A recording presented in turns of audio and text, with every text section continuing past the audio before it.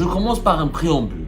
Je suis un légaliste. أنا راني مع الدولة المدنية. أنا لا أؤمن بالدولة العسكرية. ما كانش أنا المفهوم تاع الدولة العسكرية ما يدخلش في راسي. Je ne crois pas à l'état militaire. Je ne crois pas au régime militaire. L'armée en Algérie n'a pas à assumer une mission politique. Mais l'armée en Algérie a un rôle politique. La figure de Saïd Chengueriha, malheureusement de par sa faiblesse, de par son impuissance, de par son immaturité, il a favorisé malheureusement les excès de pouvoir de la présidente de la République. Nous avons un Saïd Chengueriha fantomatique.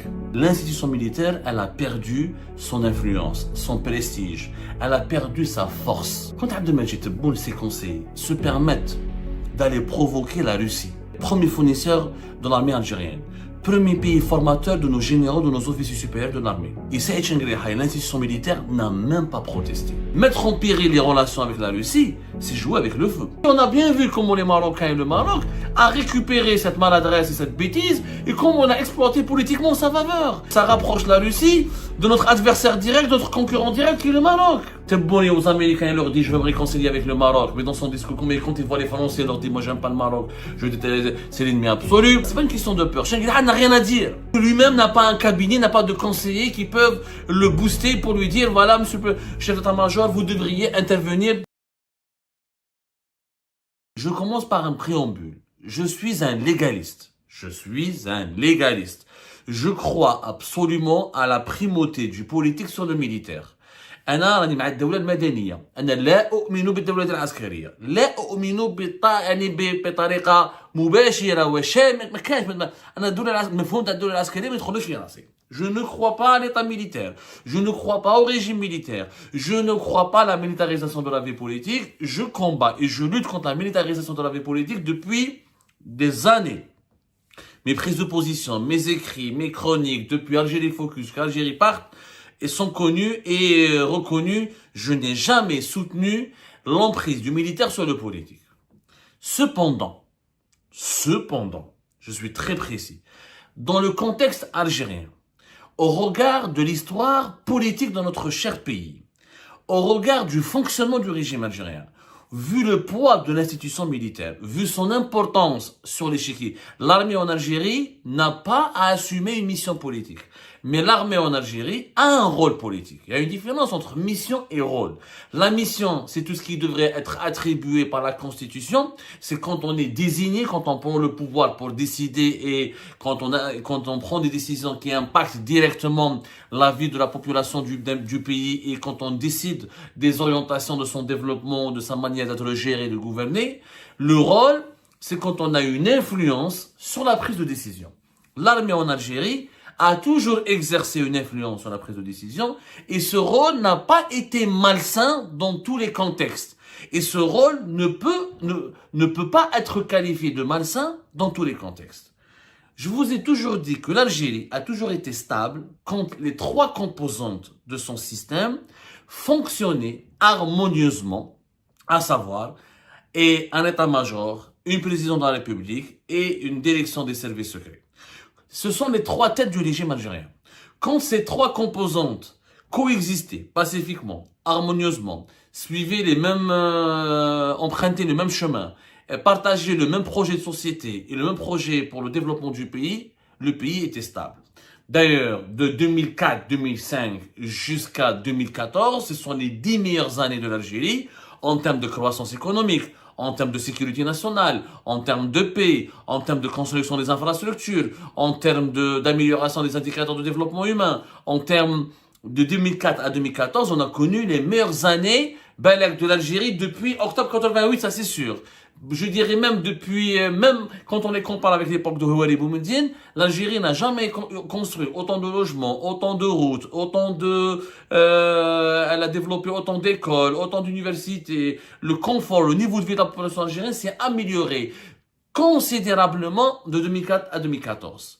Les indicateurs économiques et sociaux du pays étaient au vert. Pourquoi? Parce que le pays était riche, on avait des réserves de change de 100 milliards, l'argent du pétrole, on le voyait, il y avait des infrastructures, autoroute Est-Ouest, des chantiers énormes, grande mosquée d'Alger, nouveau palais des conventions de Club des Pins, des nouveaux stades ont été construits, l'Algérie avait obtenu la candidature, elle avait obtenu l'organisation des jeux méditerranéens d'Oran, des métros d'Alger, des tramways d'Oran, ensuite, plus tard, dans plusieurs autres villes du pays, des barrages, 11 stations de dessalement de l'eau de mer. Tout ça, ça a été construit, planifié entre 2004 et 2014.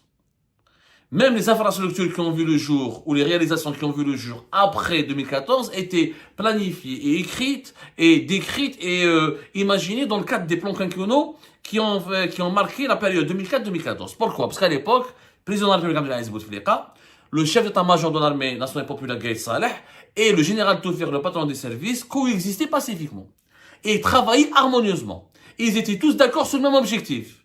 Il y avait des luttes d'influence, des petites guéguerres, des malentendus personnels, mais c'était très limité, très relatif. L'ensemble, dans l'ensemble de la prise de décision, ou dans l'ensemble des secteurs régaliens de l'État, et dans l'ensemble des champs d'activité, des secteurs d'activité du pays, et dans l'ensemble des champs d'action de l'intervention de l'État, l'état-major de l'armée, les services secrets, la présidence, étaient sur la même ligne idéologique et politique, et sur la même longueur d'onde. Et le pays marchait bien.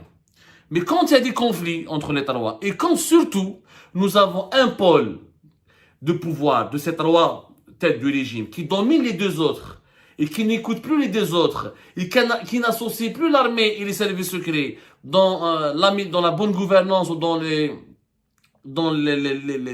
l'élaboration d'un programme de gouvernance du pays ou du programme de développement du pays, nous avons des situations chaotiques qui se créent. Et cette situation chaotique, aujourd'hui, en 2025, nous nous trouvons en plein cœur du chaos. Nous sommes en plein cœur du chaos. L'Algérie de Tebboune, il n'y a pas de service secret, on n'a plus de général Toufir, on n'a plus de patron des services secrets. Nasser Djen, qui était l'homme fort des services secrets, a fui le pays. On dit qu'il a été arrêté, on dit qu'il a été incarcéré, on dit qu'il a été chassé, on a voulu le mettre en prison, on l'a diabolisé, on l'a noirci alors qu'une année auparavant on le considérait comme le héros, le sauveur du régime. Les services n'ont ni patron, aucun fonctionnement harmonieux, des directions déstructurées, divisées, séparées, chacun dans un secteur avec beaucoup de conflits, de coups bas entre les unes et les autres. Une présidence très forte, qui concentre tous les pouvoirs, y compris dans les domaines les plus insignifiants, comme les requêtes des investisseurs, comme les problèmes des Zaouïas. Le président de la République en Algérie, depuis 2023, avant même de commencer son deuxième mandat, il a concentré tous les pouvoirs au niveau de son cabinet, de ses conseillers. Tebboune, c'est le président, depuis l'époque boumedienne, je pense que Tebboune, c'est le président qui a eu le plus de pouvoir. Ni Chadli, ni Zerouel, ni Bouteflika n'ont eu autant de pouvoir concentrés entre leurs mains comme Abdelmajid Tebboune.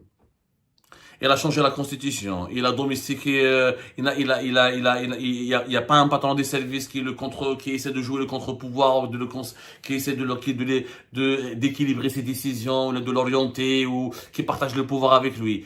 Et c'est ce que nous allons aborder aujourd'hui. La figure de Saïd Chengueleha, malheureusement de par sa faiblesse, de par son impuissance, de par son inefficacité, de par son immaturité, il a favorisé malheureusement les excès de pouvoir de la présidente de la République.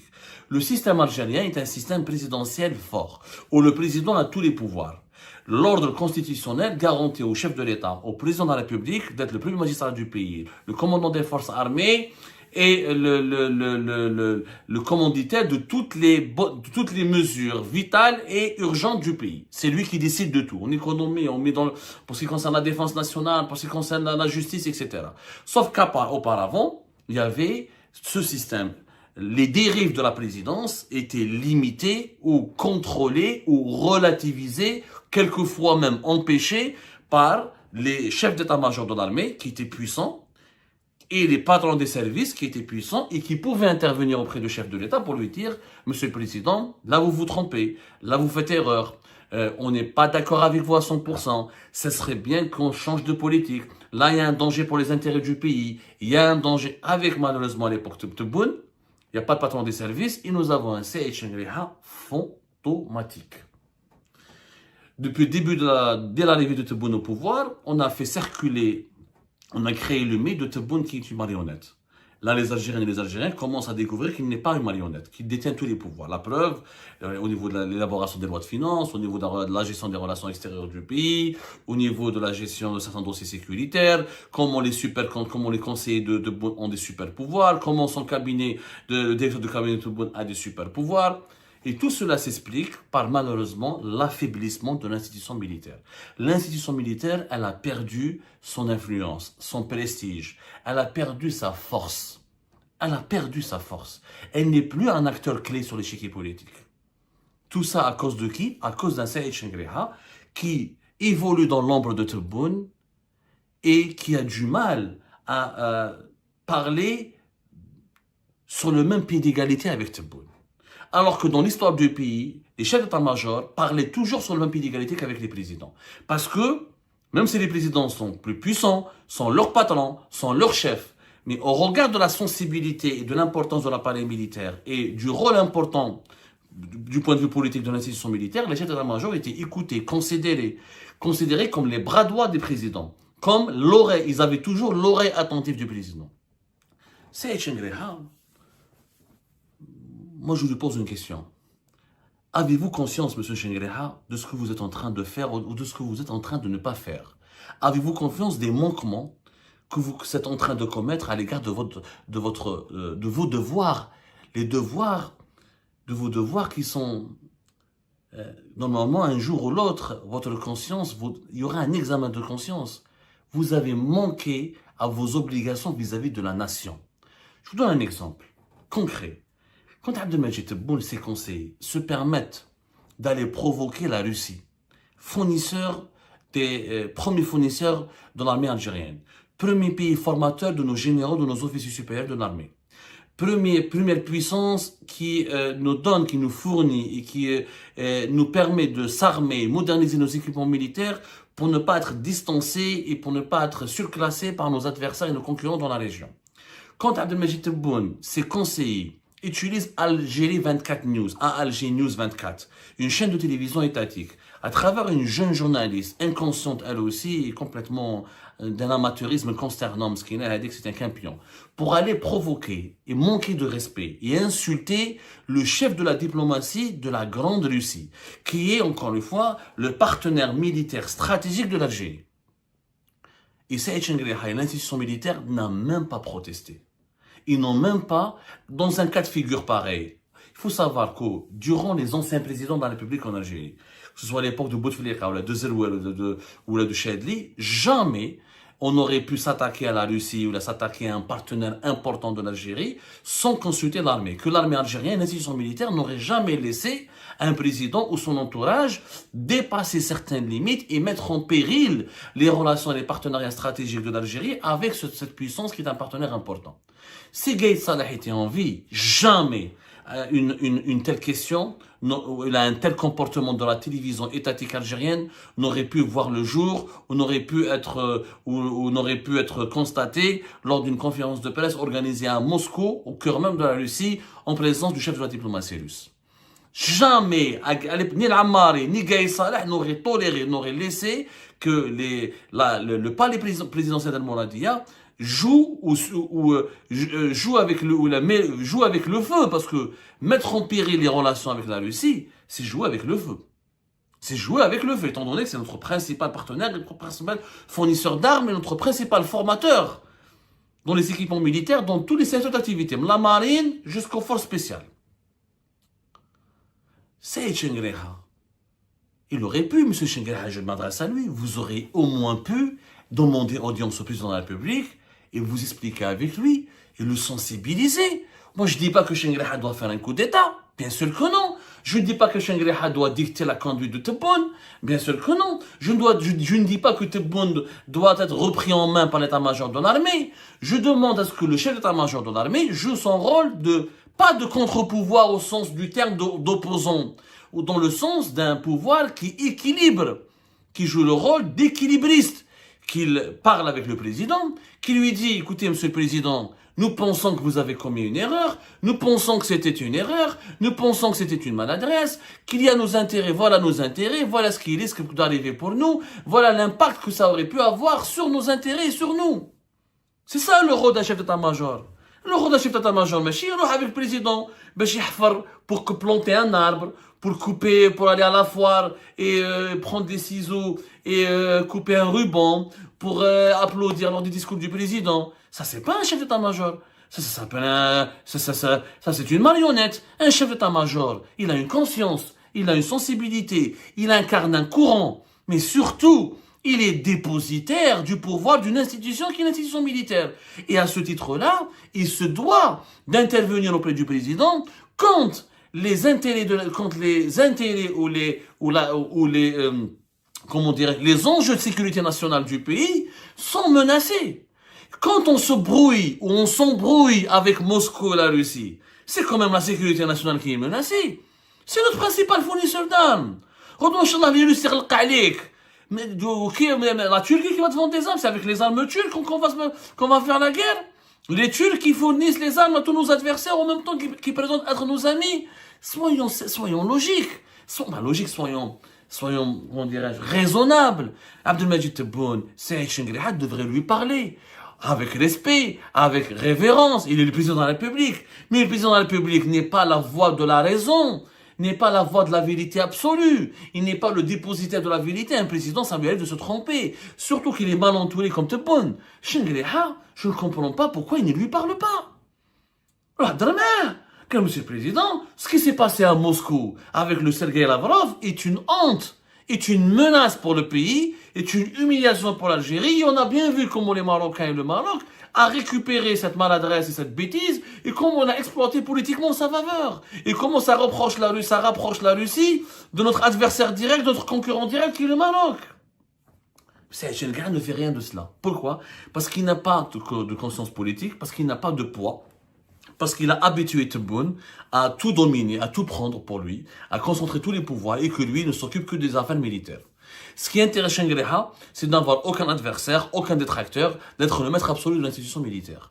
Mais à quoi sert ce pouvoir si cette institution n'est pas respectée, si elle n'est pas considérée, si elle n'est pas écoutée, si elle n'est pas associée dans certaines prises de décision qui concernent la sécurité nationale. À quoi ça sert, Chengrihad, de siéger dans le Haut Conseil de sécurité nationale quand ton propre président, quand le président et son équipe créent des problèmes avec la Russie et essayent d'insulter, de manquer de respect à notre principal partenaire militaire stratégique? À quoi ça sert? Mais c'est pas la peine d'être dans le Haut Conseil de sécurité nationale. Et puis, il y a d'autres comportements qui sont énormes, que nous n'avons jamais vu. Un exemple concret. Jamais un président de la République n'a imposé son directeur de cabinet ou n'a imposé son directeur de la communication dans des réunions de militaires et dans des réunions sécuritaires. Le directeur de cabinet n'a pas de présent quand le président de la République parle avec le chef d'état-major. Le directeur de la communication n'a pas de présent quand le président de la République il doit rencontrer les généraux au niveau du ministère de la Défense nationale. Ça les concerne pas. Les affaires de sécurité nationale ne concernent que le président et le haut commandement militaire. Il y a des secrets de défense. Boualem n'a pas à connaître les secrets de défense du pays. Kamal Sidi Saïd n'a pas à connaître les secrets de défense du pays. Bouteflika a été un grand président. Beaucoup de pouvoir. Il avait éliminé Mohamed Al-Ammari. Il a éliminé le général Toufir en 2015. Mais il n'a jamais imposé son directeur de cabinet ou son chef de la communication dans des réunions militaires où là, en présence, il n'a jamais utilisé ses conseillers que pour parler à l'état-major de l'armée ou là, comme des émissaires auprès de l'état-major de l'armée ou comme des intermédiaires auprès de l'état-major de l'armée. Gaï Saleh, il ne voyait que Bouteflika. Il avait accès direct à Bouteflika. Et Bouteflika ne parlait qu'à Gaïd Saleh. L'armée, c'est une affaire, la sécurité nationale est une affaire très sérieuse. Même dans les grandes démocraties, le directeur de communication de l'Élysée, ici en France, il accompagne pas Emmanuel Macron quand Emmanuel Macron doit voir le haut commandement militaire français. Le directeur de cabinet de Macron n'assiste pas aux réunions purement militaires et sécuritaires où il y a des secrets de défense. Chacun a son rôle. On ne mélange pas les torchons avec les serviettes, comme on dit. Chacun a des prérogatives et chacun a un niveau d'intervention qui relève de la sensibilité de sa mission. Honnêtement, l'affaiblissement de l'institution militaire est dangereux pour le pays. Pourquoi? Parce que quand en Algérie, je le redis et je l'explique, avec le maximum de pédagogie. À un moment donné, oui, je m'adresse à une élite, c'est l'élite qui compte pour moi, mais je ne peux pas être plus clair que cela. Donc, en Algérie, tant que nous avons un pôle de pouvoir qui monopolise tout, il n'y aura que des dérives, que des dérapages. Parce que l'Algérie, pour qu'elle soit gouvernée, un vaste pays comme l'Algérie, un complexe pays comme l'Algérie, avec son passé, avec son histoire, avec les douleurs de son passé, avec son passif avec la guerre d'indépendance, le passif de la lutte contre le terrorisme. On a besoin de 3 pôles de décision qui fonctionnent de façon équilibrée pour que les bonnes données soient fournies aux bons décideurs pour prendre les bonnes décisions. Tebboune a trop de pouvoir entre ses mains, Saïd Chengriha ne joue pas son rôle. Donc la conséquence c'est quoi? Crise diplomatique et politique avec les partenaires les plus importants du pays, désorientation totale au niveau de la gestion des affaires diplomatiques du pays. Tebboune aux Américains, il leur dit je veux me réconcilier avec le Maroc, mais dans son discours, quand il voit les Français, il leur dit moi j'aime pas le Maroc, c'est l'ennemi absolu. Quand il voit la presse algérienne, il dit que le Maroc, on va jamais se réconcilier avec eux, c'est le mal absolu. Mais quand tu vois le représentant de Donald Trump, c'est un autre discours. Tu vas provoquer les Russes, tu te bagarres avec les Émiratis, tu te bagarres avec les Saoudiens, tu te bagarres avec les Maliens. C'est quoi, c'est pas. S'il y a une forme comment dirais-je, d'instabilité générale parce qu'il y a un autoritarisme d'un seul pôle de décision en Algérie, et cet autoritarisme exerce dans l'exercice du pouvoir, génère des excès, génère des dérives, génère des erreurs, et personne ne dit à Tebboune c'est une erreur. Parce ou il a peur de lui, ou il veut absolument ne rien assumer, ou parce que je pense que c'est pas une question de peur. Chengriha n'a rien à dire. Parce que lui-même n'a pas un cabinet, n'a pas de conseillers qui peuvent le booster pour lui dire, voilà, monsieur le chef d'état-major, vous devriez intervenir sur tel et tel dossier en ayant telle grille de lecture. Donc, il ne dit rien parce qu'il n'a pas envie d'offusquer Tebboune. Il a envie que Tebboune dispose du pouvoir absolu parce qu'il utilise ce pouvoir absolu pour exercer lui-même un pouvoir absolu sur l'institution militaire. Un vrai président n'aurait jamais laissé autant que de généraux en prison, n'aurait jamais accepté qu'il y ait autant d'officiers supérieurs incarcérés et emprisonnés. Donc, Tebboune et Chengriha sont d'accord pour aller vers la politique du pire. C'est-à-dire, on n'écoute personne, on fait des erreurs, mais vous n'avez pas le droit de nous dire que ce sont des erreurs, que nos bêtises, ce ne sont pas des bêtises, ce sont des miracles et des bonnes décisions, et vous n'êtes pas assez intelligent pour nous comprendre. Tout va bien parce que c'est nous qui dirigeons, qui gouvernons le pays, et ceux qui sont contre nous ne sont pas des opposants, ce sont des ennemis, des traîtres. C'est pas avec une gouvernance pareille que nous allons garantir la stabilité du pays.